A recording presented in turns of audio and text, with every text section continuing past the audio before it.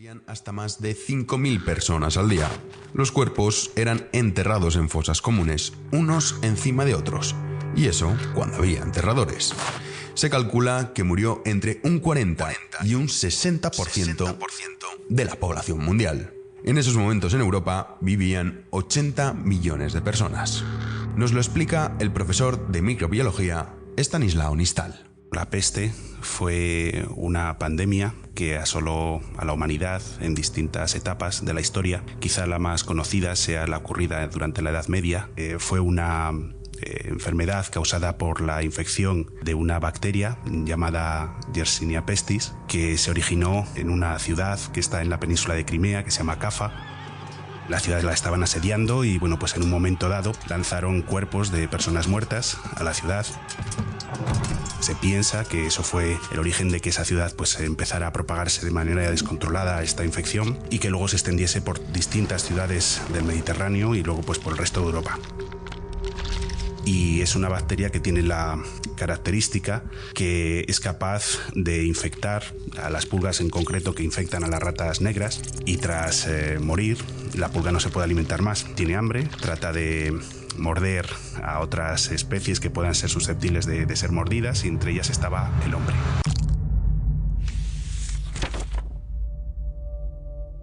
Con tanto espanto había entrado esta tribulación en el pecho de los hombres y de las mujeres, que un hermano abandonaba al otro, y el tío al sobrino, y la hermana al hermano, y muchas veces la mujer a su marido, y lo que mayor cosa es, y casi increíble, los padres y las madres a los hijos, como si no fuesen suyos, evitaban visitar y atender.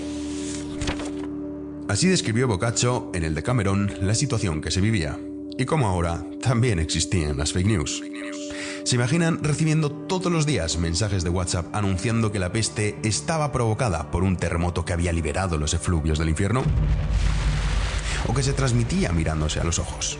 Por eso, en esos tiempos, la gente miraba al suelo. Pero una de las fake news que más caló fue la de que los judíos habían inventado un arma secreta para diezmar a la población. La alineación de los planetas como castigo divino. Nos lo cuenta la historiadora María Lara. Eran fake news que se transmitían por los canales que había, que era sobre todo la oralidad y también los pliegos de cordel y las coplas de ciego, pero viajaban, aunque nos parezca sorprendente que pudieran recorrer leguas, vemos cómo esas falsas noticias se iban transmitiendo de unos lugares a otros. Acusaciones graves hacia personas que se sentían indefensas, como los judíos, o como sigue pasando lamentablemente en la actualidad, cuando en determinadas comunidades de África se acusa a las mujeres viudas de propagar el SIDA, o a los niños albinos de ser los responsables del ébola. Muchas comunidades judías fueron acusadas de contaminar las aguas y los pozos, y en algunas ciudades como Maguncia y Colonia la minoría hebrea fue eliminada casi por completo. En Estrasburgo, por dar un dato, en 1349 casi 1.000 judíos fueron quemados. Desgraciadamente, también ante la pandemia de coronavirus hemos visto cómo ha habido gestos insolidarios de determinados vecinos hacia personal sanitario que vivía en su edificio.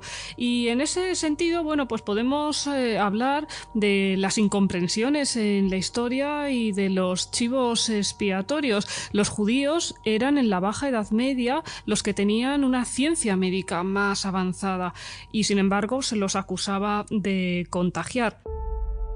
Lo cierto es que el punto álgido de esta enfermedad fue de 6 años, de 1347 a 1353. Con el tiempo se ha sabido que la peste se propagó por un brote causado por una variante de la bacteria Yersinia pestis. Las pulgas fueron las transmisoras después de haberse alojado en las ratas.